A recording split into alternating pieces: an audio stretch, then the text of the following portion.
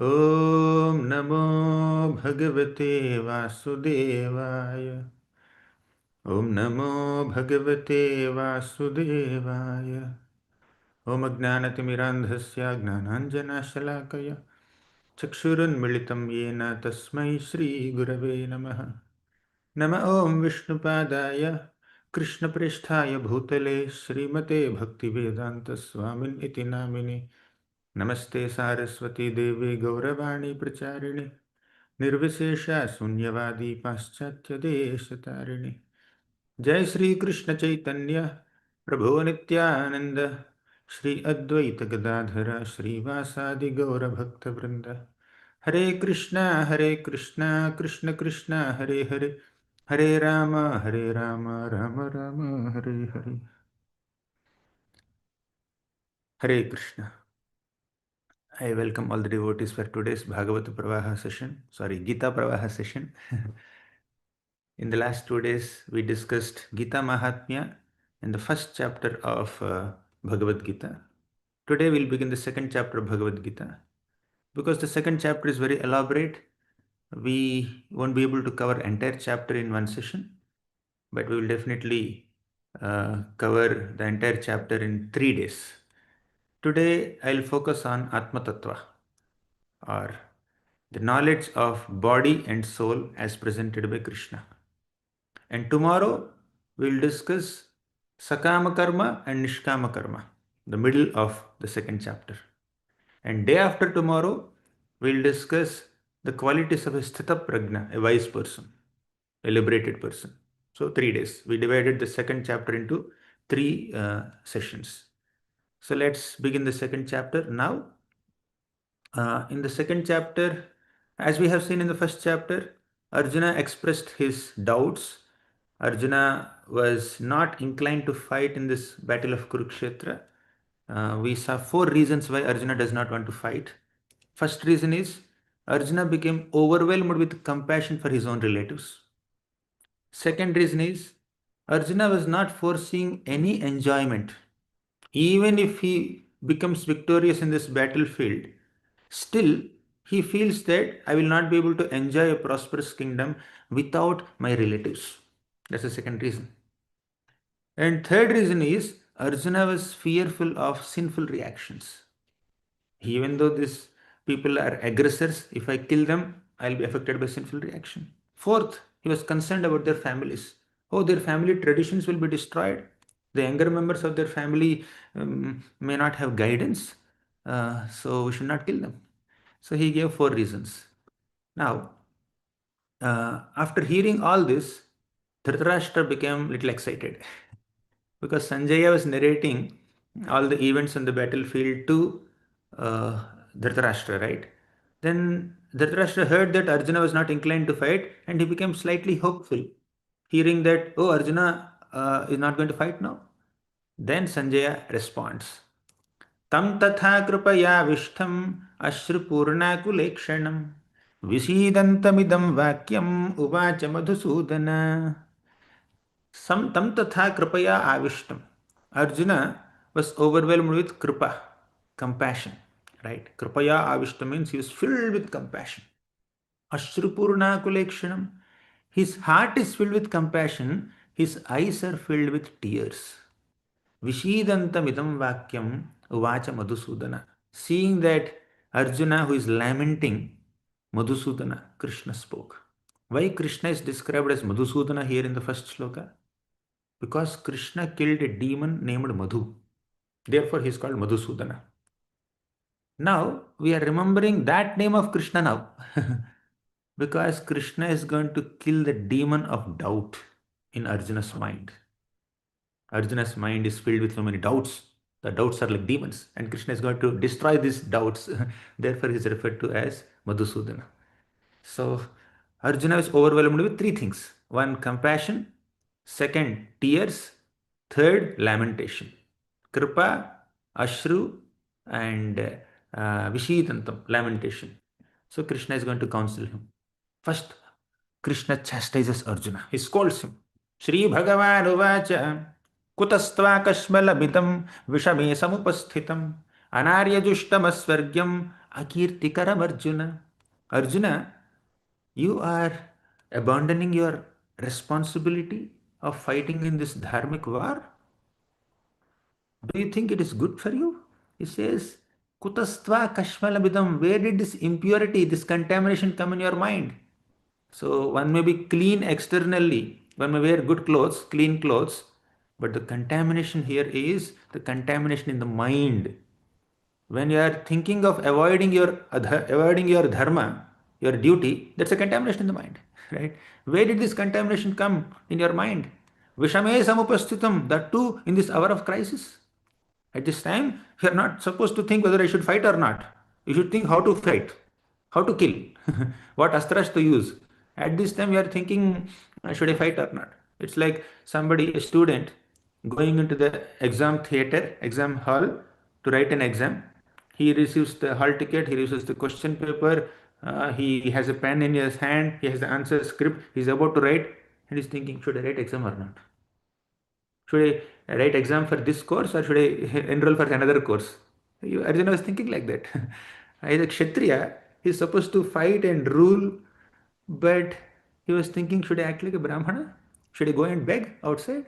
He was thinking like this. So, Anarya Jushtam, this is not civilized behavior. Aswargyam, it will not take you to higher planets like Swarga. On top of it, Akirtikaram Arjuna, this will cause great Akirti. Kirti means reputation.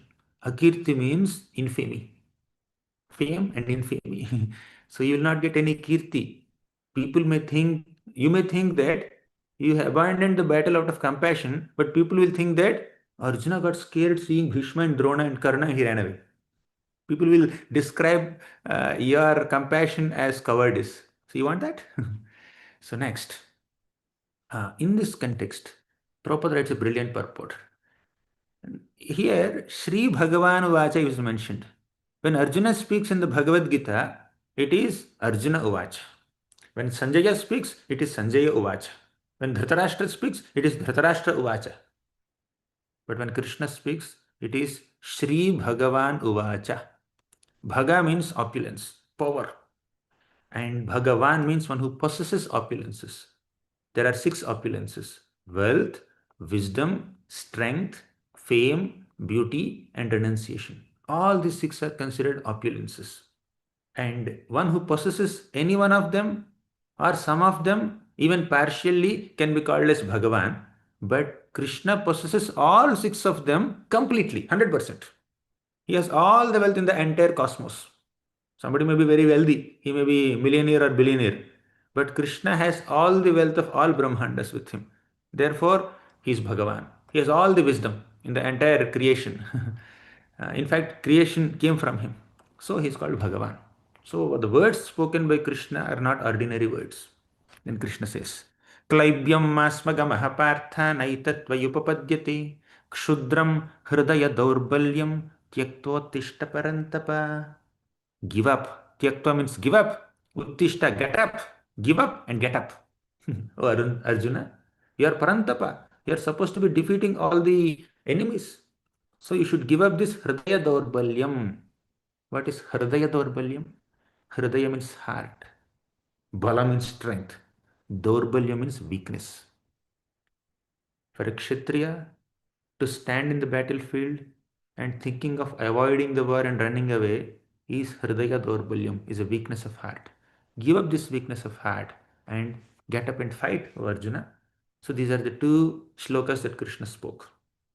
Krishna said, it doesn't befit you as a prince. You are a great prince. It doesn't lead to higher planets. It leads to infamy. Don't be having misplaced compassion. Don't lament. Don't shed tears. You are not supposed to cry. You are supposed to fight now. You should make them cry. Arjuna, as a warrior, is supposed to make the enemies cry, but he's crying out of compassion. So then Arjuna says, oh, how can I attack Bhishma? How can I attack Drona? I better live by begging. So this begging is bona fide activity for whom? For beggars, not for warriors. Right?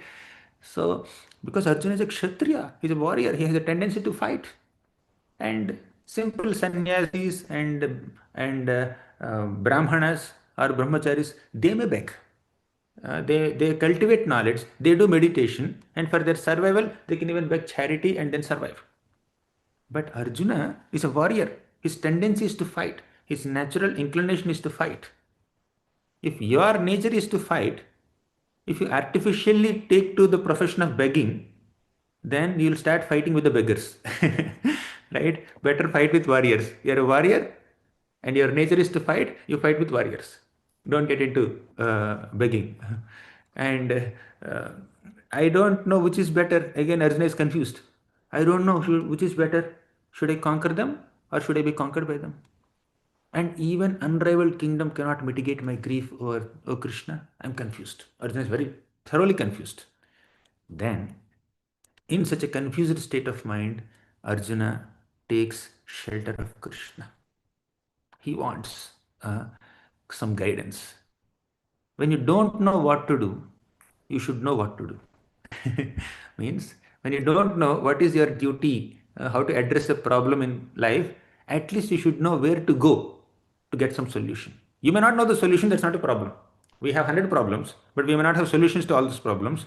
But if we can go to somebody who is more intelligent than us, who can guide us, who is our well-wisher, who can give us some solution, then we are in a safe situation.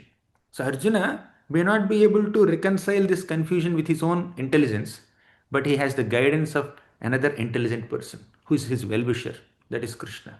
He says, Karpanya doshopahata svabhavaha pruchhami tvam dharma sammudha chetah yah shreyasya nishchitam bruhi tanve sishyasteham shadhimam tvam prapannam. Karpanya dosha. Our Arjuna is saying that, my dear Lord, I have this miserly weakness. What is this miserly weakness? Who is a miser? A miser is a person who has so much wealth, but he doesn't use it. Here, Arjuna is referring to himself as a miser because he has so much wealth of intelligence. He has so much wealth of experience, but he is unable to use it now. Therefore, it is Karpanya dosha, this weakness of heart. All my intelligence, all my knowledge of war, knowledge of weapons, my own experience, my realizations, I am unable to apply it now. I am unable to understand what am I supposed to do. Apahata svabhavaha. I am overwhelmed now. Pruchhamitvam, therefore I am asking you. Dharma sammodha chetaha. I am confused about my dharma. In such a confused state of mind, I am asking you. You tell me. Yah shreyasyan nishchitam bruhitan me. What is good for me? Please tell me. Sishyaste aham. I will become a disciple. Warrior is becoming a disciple. Sadhimam tvam prapannam. I am surrendering unto you as a disciple. Oh Krishna, you are my cousin. You are my friend. You became my driver. Now you become my teacher also. Krishna can play any role in connection with the devotees. He can become their driver, he can become their teacher, he can become their friend, he can become their messenger, he can do anything. So Krishna took the role of a teacher now. He's not a driver now, he's a teacher. And he becomes like a guru. A guru takes us on a journey from confusion to clarity. Arjuna is confused and he takes shelter of Krishna, and Krishna will bring some clarity in his mind, right? So whenever we are in confusion, we should take shelter of a guru. Now, when the magnitude of our problem goes beyond our ability to resolve, humbly approach a reliable guru for solution. Such humility is real intelligence. You may not have the intelligence to solve a problem, but if you have the humility to approach an intelligent person to solve the problem, you'll get the solution. So you need not be intelligent. As long as it is possible for you to be intelligent, that's good. Acquire intelligence, acquire knowledge, acquire wisdom. But there are always situations where your intelligence, your wisdom, your experience may not be able to address your problem. So approach a guru, approach a spiritual guide, mentor who can guide you in the problem. That's what Arjuna is doing. Now Krishna immediately assumed the role of a guru, a teacher. Friend became teacher. Then he started speaking. The first thing that Krishna speaks in Bhagavad Gita is knowledge of body and soul. Of course, Krishna already spoke two shlokas, we discussed them. He chastised Arjuna. That is only to motivate him. But that did not motivate him. So now Krishna is beginning his teachings. Actually, Krishna's philosophical teachings in Bhagavad Gita begin from the 11th shloka of the second chapter, which we are going to discuss now. So Krishna talks about the difference between body and soul. Arjuna, you are compassionate on all your relatives, but you may be thinking that, oh, I'm going to kill them, I'm going to kill them. Please understand, you can never kill them. Not only you, nobody in the entire creation can ever kill Bhishma, Drona, Karna, Shakuni, all these people, Duryodhan, Dushasan, because they are souls, they are eternal in nature. Then what's going to be killed in the battle is only their body, which is anyways temporary. If you don't kill them, someone else will kill them. First, understand that we have a gross body, which is made of earth, water, fire, ether, which is visible body, and we have a subtle body, invisible body, that is made of mind, intelligence, and ego. We will discuss more of it in the seventh chapter. Then there is soul inside, and next to the soul is super soul in the heart. Soul is spiritual. Super soul is, of course, supremely spiritual. This is Atma, this is Paramatma. And this is Sthula Sharira, this is Sukshma Sharira. So this Atma is different from this Sharira, the gross and subtle bodies, right? So this is what Krishna is going to discuss in the second chapter. Now, there's a beautiful story of Srila Prabhupada. So Prabhupada once called a little child and asked him, my dear child, he held his hand and asked him, what is this? The child said, hand. Whose hand? My hand. Are you hand? No, I'm not hand. Next, what is this? Eye. Whose eye? My eye. Are you eye? No. What is this? Head. Whose head? My head. Are you head? No. What is this? Leg. Whose leg? My leg. Are you leg? The boy said, no. So the boy is establishing that this hands and legs and head and eyes and nose, this belongs to him. This body belongs to him. He is the owner of the body. This is my hand. I am not hand. This is my leg. I am not leg. This is my body. I am not the body. Then who is that I? That is Atma, soul. The soul, the person inside the body is different from the body. So body is a possession. We should not identify ourselves with the body. We should not think of ourselves as the body. We should understand that we are in this body. We need to maintain the body. We need to protect the body, nourish the body, but we are not the bodies, right?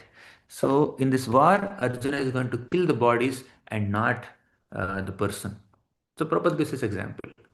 Don't lament for the dress of a drowning person. So when somebody is drowning, will you protect the person or the costly wristwatch that he's wearing or the wonderful coat that he's wearing? So dress is dress. Just as dress covers the body, this body covers the soul. Soul is more important than the external body. Just like the person is more important than the external dress, the soul is more important than the body. So this is the first teaching of Bhagavad Gita. Krishna says, Dehinosmin yatha dehe kaumaram yavvanam jara tatha dehantara prapter dhiras tatra na muhyati. Dehinosmin yatha dehe. Deha means body. Dehi means one who lives within the body. Dehino asmin yatha dehe. The embodied living being, the soul, lives in a body, and that body undergoes so many transformations. What are they? Kaumaram, childhood, yavanam, youth, jara, old age. Tatha dehantara praptir dhiras tatra namuhyate. So just as the soul passes within this body from childhood to old age, similarly, at the time of death, the soul leaves this body and enters another body. Simple. So within this one lifetime also, our body is undergoing so many transformations. The soul is there inside, intact, same. Soul is same, but the body is changing. The body is becoming bigger, growing day by day, and after that dwindling day by day, and it will die one day, and the soul will enter another body. So body change of body is like changing dresses. Now Arjuna had an important question. He said, Krishna, uh, you said I'm only going to kill their bodies, not their souls. Persons will not die, they will get new bodies, they will get better bodies, whatever, depending on their background. So, Krishna, but I'm attached to their bodies. I connect with my relatives like Drona or Bhishma or any other relatives or friends through their bodies, therefore, body is important for me. Then Krishna said, yes, I understand. You have emotional exchanges with your relatives in their current forms, in their current bodies. If the body is gone, you won't be able to interact with the person the way you are able to interact so far. I understand it. But one day the body has to die, so you should tolerate it. You should tolerate. If you don't kill them now, someone else will kill them. If nobody kills them, by nature, they cannot live in this body forever. Naturally, they will die. Either you will die in a war or they will have a natural death. Somewhere you have to bear separation from your near and dear ones. You may love them. You understand that they are souls, they are not bodies, but still the body is important because you are connecting with them through that body only. If they lose that body, you won't be able to see them anymore. But still, death is inevitable, therefore, you have to tolerate. So, Krishna teaches tolerance. मात्रा स्पर्शास्तु कौन्तेय शीतोष्ण सुख दुःखदाः आगमापायिनो नित्यास्तां स्थितिक्षस्व Bharat. He says, O Kaunteya, son of Kunti, in this world, Sita and Ushna, heat and cold, Sukha and Dukha, means happiness and distress, they are very common. Just like uh, seasons like winter and summer come and go, similarly, happiness and distress, heat and cold, they keep coming and going. So you should tolerate. He says, Tam stitikshasva bharata. Titiksha. Tolerate them. Agama, apayino. They come and they go. Anityaha. They are very temporary. Therefore, you should learn to tolerate. Right? Now, if you are able to tolerate, then you are ready for spiritual platform. Because when tolerance becomes very mature, that quality of tolerance becomes the quality of equanimity. Tolerance should become equanimity. You should tolerate happiness and distress. But ultimately, you should come to a stage where you see happiness and distress on an equal plane. How? Like happiness and distress are opposite to each other. Victory and defeat are opposite to each other. Success and failure are opposite to each other. But Krishna says both are same. Both are not same, they're opposite, but they're same in the sense that both are temporary, both are material, both have no relevance for the soul. For a spirit soul, material happiness and material distress both are irrelevant. For a spirit soul, material success, material victory both are irrelevant. Because whether a person is successful or failure, they cannot take that success along with them when they die. They have to leave everything. Poverty stricken person has to die, and wealthy person also has to die. An illiterate person also has to die, a scholar also has to die. So they both have no relevance. As long as we are in this material world, we'll do the needful with the success and failure, these dualities. But ultimately, we need to come to a stage where we see them equally. That's what Krishna says in the next shloka. Yam hinavyathyantyete purusham purusharshabha samadukha sukham dhiram somrtatvaya kalpate. Samadukha sukham dhiram. If you are a dhira, if you are a sober person, you should see dukkha and sukha, means happiness and distress equally. Then you are ready for amritatva. What is amritatva? Mriti means death. Amritatva means immortality or spiritual life. On material plane, everything is supposed to die. It will be destroyed. But on spiritual plane, everything is eternal, spiritual, permanent. So if you are planning to go to the spiritual world where there is everything, where everything is eternal and spiritual, then you should not get overwhelmed by happiness and distress on the material plane. Whether it is happiness or distress, success or failure, heat or cold, light or darkness, they are all material in this material world. If you are getting affected by them, then we are not ready for spiritual platform. Right? If you are neutral towards them, if you are indifferent towards them, if you see both of them equally, happiness and distress doesn't matter. Ultimately, it's not my place. Let me go. Let me go to the spiritual world. Then we are ready for immortality. But if the material dualities in this material world still have an effect on our consciousness, then we are not ready for spirituality. When we are not ready for immortality, we are not ready for liberation, we are not ready for entering spiritual world. That's what Krishna is saying. So then he further elaborates on this Atma Tattva. So Krishna says, Vasamsi jirnani yatha vihaya navani grihnati naroparani तथा शरीराणि विहाय जीर्णान्यन्यानि संयाति नवानि देहि. Initially, Krishna describes the difference between body and soul. Krishna says that body is temporary, soul is eternal. But now, Krishna is emphasizing on this point more and more and more.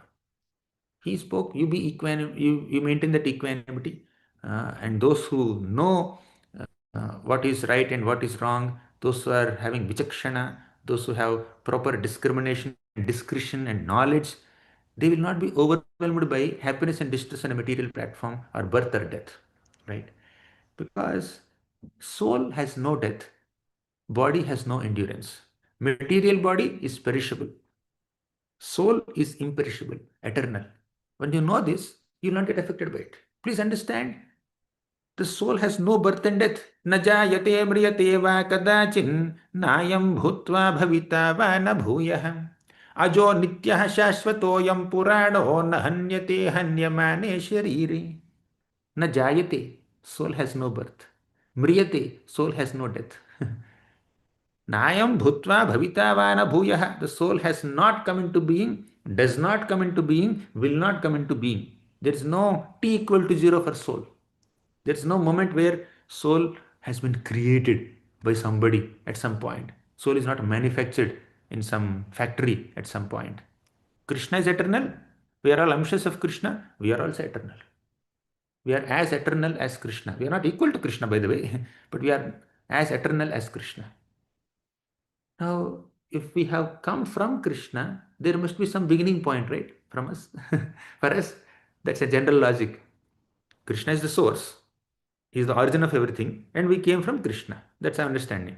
That means at some point we have come. There's a beginning point.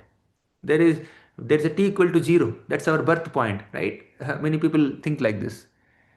But just understand this, appreciate this. Sun is rising in the sky. And along with the sun, sunshine exists. Can you tell me the time at which the sunshine took birth from sun? As long as sun is there, sunshine is there. Sun and sunshine are inseparable. They exist together. They are coexistent. There is no point like, oh, sun has been without any sunshine for say 10 years, and in the 11th year he thought, I should have some sunshine. Let me give birth to some sunshine. No. Sun and sunshine exist together. Lamp and its light exist together. Energetic person and energy, they exist together, they're eternal. But sunshine comes from sun. That's correct. But sun and sunshine, they both are together since time immemorial. They will be together for the rest of eternity. There is no beginning point. Sun is the source of sunshine, no doubt. But sunshine and sun are together since time immemorial.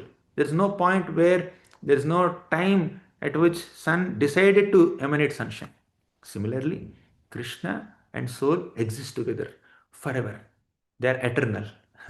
Their existence is beyond birth and death of this material world, right? But Krishna is the source and we are just his servants. So now coming back to this shloka, Vasamsi jirnani yatha vihaya. Vasa means dresses that we wear. Our dresses, when they become very old, we can give up the dress. We can just leave the dress and take a new dress. Navani grihnati naroparani. Just as people give up their old dresses and take up new dresses, as you are seeing in this picture. Similarly, when the bodies become old or destroyed, the soul takes a new body. Simple. Anyani samyati navani dehi. So changing bodies is like changing dresses. Who is changing this? The soul. Soul can change bodies, just as the body can change dresses. So somebody is living in one place. Say they have a home in Calcutta. They are working in some company, and the company says, "No, no, you have to work in Chennai or Hyderabad." or you need to go to New York and work there, then he will go to another home. The entire family will shift to another home. So just like changing homes or changing dresses. But the soul can never die. The body may die, but the soul never dies. Because Arjuna is a warrior, he is standing on the battlefield now. Krishna is giving some examples from the battlefield only to explain Atma Tattva, explain the nature of soul. Let's see how expert Krishna is as a teacher. Teacher should have some expertise in communicating the philosophy or the subject with analogies, anecdotes, and examples that students can relate with. Because Arjuna is a warrior, Krishna is using some war-related examples or weapon-related examples to communicate the nature of soul to Arjuna. Nainam chindanti shastrani, nainam dahati pavakah, न चैनं क्लेदयन्त्यापो न शोषयति मारुतः. Nainam chindanti shastrani. Shastra means weapons. This soul can never be destroyed by a weapon. Understand this, Arjuna. Nainam dahati pavakaha. Pavaka means fire. Dahati means to burn. Fire cannot burn this soul, Arjuna. Nachainam kledayantyaapo na soshayati marutaha. Apa means water. Water cannot moisten the soul. Fire cannot burn the soul. Wind cannot wither the soul. Soul cannot be touched by any weapon. He doesn't stop there. Krishna continues. अच्छेद्योयम अदाह्योयम अक्लेद्यो शोष एव च नित्यः सर्वगतः स्थाणुर् अचलोयम सनातनः अव्यक्तोयमचिन्त्योयम अविकार्योयमुच्यते तस्मादेवं विदित्वैनं नानुशोचितुमर्हसि. Nanushocitumarhasi, don't lament, don't lament. He says, Achedyoyam adahyoyam. The soul cannot be destroyed, cannot be burned, cannot be cut. Uh, the soul cannot be cut by weapons. You may have weapons, very sophisticated weapons. You may have astras and shastras. Shastra means a weapon that a warrior uses by his physical strength. Astra means a weapon that the warrior uses by mantra shakti. He will invoke some element in that weapon and releases that weapon. Have you seen some old movies where the warrior is releasing an arrow and from the tip of arrow some fire comes or some water comes or some wind comes and people will fly away. The water comes and the other side enemies will be moistened by water, will be drenched in water. So these are called different astras. Brahmastra, Varunastra, Vayuvyastra, Agneyastra. Agni Astra means fire weapon. Varunastra means water weapon. And Vayuvyastra means wind weapon. Brahmastra is the ultimate weapon, nuclear weapon. All these weapons cannot do anything to the soul. That's what Krishna is saying now. Soul cannot be cut by any weapons. Soul is not withered by wind. Soul is not moistened by water. If somebody is drowning in water, body may become wet, but soul doesn't become wet. Body may die, but soul doesn't die. Soul cannot be burned by fire. If somebody enters fire, body is burnt in fire, but the soul is alive. There are souls in fire also. Soul cannot be dried. And जातस्य हि ध्रुवो मृत्युर्ध्रुवं जन्ममृतस्य च तस्मादपरिहार्येऽर्थे न त्वं शोचितुमर्हसि. Jatasya hi means for one who has taken birth. Dhruvo mrityur, death is guaranteed. Dhruvam janma mritasya cha, for one who has died, birth is guaranteed. By the way, you need to see a small star at the end of the shloka and conditions apply. What is Krishna saying? For one who has died, birth is sure. And for one who has taken birth, death is sure. Yes, for one who has taken birth in a body, the death of the body is sure. But for one who has died, another birth is not sure. Because if somebody performs bhakti yoga, punarjanma na vidyate, that also Krishna reveals in Bhagavad Gita. If you practiced bhakti nicely, if you have done Shravanam, Kirtanam, if you have chanted the holy names of the Lord, if you worship the Lord, if you become very mature in your spiritual understanding, in your self-realization, you need not take birth again after leaving the body. So, birth and death are mandatory for materialistic people, conditioned souls, but for soul, there is no death. For in anybody's case, for soul, there is no birth, no death. But for devotees who are practicing bhakti, there is no rebirth. After they give up their material body, they did not enter another material body. Hmm. So, tasmad apariharyarthe natvam shochitum arhasi. Because this birth and death are inevitable, you should not lament and you should not avoid your duty. Now, Arjuna has a dharma, Kshatriya dharma. Some people have taken away Arjuna's kingdom, Pandava's kingdom by illegal means, by illicit means. They were cheated.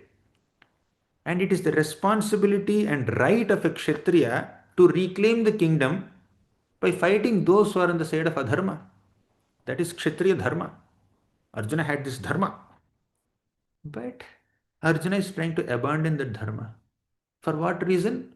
Out of compassion for the bodies of people. Out of this bodily compassion, misplaced compassion, material emotions, if you avoid your duty, you'll become sinful. Please understand that. Earlier, you gave an argument that if I kill these people, I will get sinful reactions. But please understand, you will not get sin by killing these people.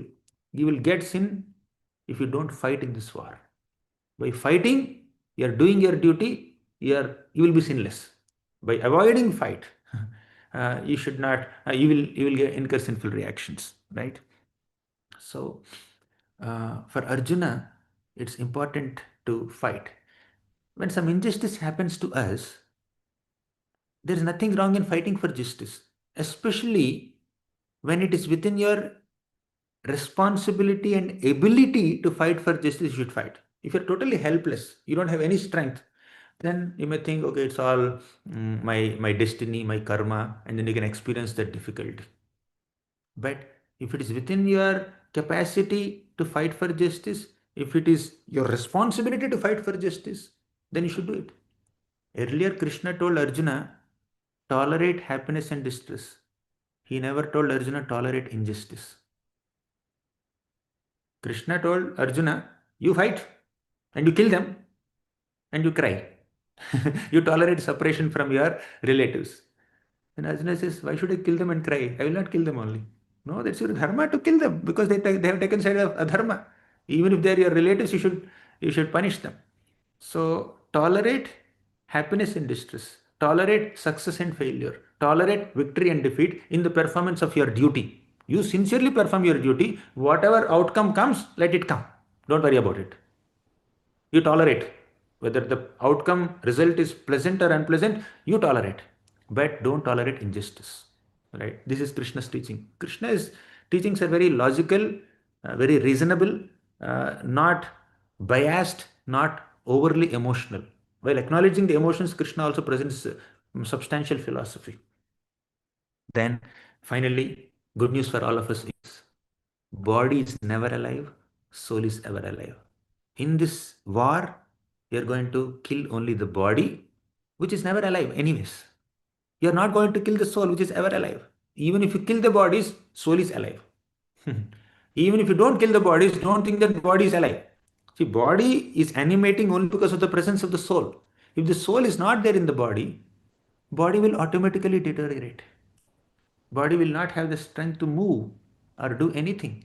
My hands are moving, my legs are moving, my eyes are moving only because there is soul inside. The soul has no death and body is always a dead matter. This dead matter is animate, is moving only because of the presence of the soul. And that soul can never be touched by any weapon, cannot be killed by any weapon. Arjuna, after understanding the eternal nature of soul, at least you should be prepared to fight and kill their bodies. Because through their bodies, these people have done so many nonsensical things. They were aggressors. They used their body, they misused their body for so many bad things. So please kill those bodies. They are standing on the side of adharma. Now, Krishna is trying to convince Arjuna to fight in various ways. Today we have seen Krishna spoke Jnana or Sankhya or Atma Tattva to convince Arjuna to fight. Tomorrow we will see Krishna presenting Sakama Karma perspective and Nishkama Karma perspective. So Krishna gives three things in the second chapter. One is Sankhya, second is Sakama Karma, third is Nishkama Karma. Today we have seen only Sankhya. What is Sankhya? Sankhya basically means analysis. What is Jnana? Jnana means knowledge, right? Knowledge of body and soul, knowledge of Atma and Sharira, knowledge that soul is eternal and body is temporary. In all these 20 shlokas, the essence, the one line summary of all the 20 shlokas is body is temporary, soul is permanent, soul is eternal. That's all. Whether you understood all 20 shlokas or not, it's understand one line. Soul is eternal, body is temporary. So don't lament for the body. You're not killing anybody's soul. Now, uh, Sankhya means analysis, analyzing the nature of body, analyzing the nature of soul. So Sankhya is analysis. By analysis, you understand knowledge, you get knowledge. Therefore, Sankhya and Jnana are interchangeably used in Bhagavad Gita many times. This section is called Sankhya. And in fact, the entire, because the prominent section in this chapter, sometimes the entire chapter is titled as Sankhya, analysis. So, by analyzing the nature of body and soul, we get knowledge of Atma. And based on that Atma Gnana, let us not abandon our duty, let us do our duty of fighting.